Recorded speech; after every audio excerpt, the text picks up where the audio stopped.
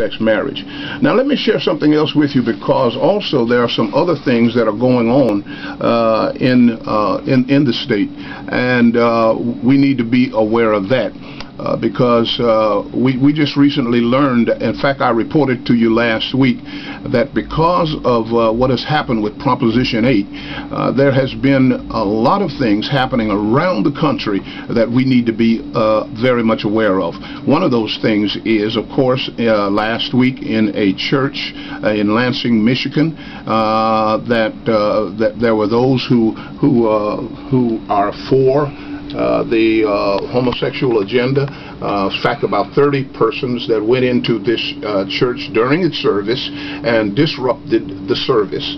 And I shared with you on last week in the disrupting of the service, and they started a ruckus on the outside of the church. They drew the security away from the sanctuary area, and then they got up and spread their sign up in the balcony. And one of the things that they also began to do, they began to throw literature and other kinds of things around the sanctuary, while two women rushed the pulpit and embraced, and with much passion. Let me just put it that way. Let me just say this: pastors, churches here in the state of New York, you know, it's always a possibility when something like this, because of the anger that's out there. It's always a possibility that you will also become a target to this kind of protest. And the climate right now is right for that kind of thing to happen. So I do need you to know that churches are public property,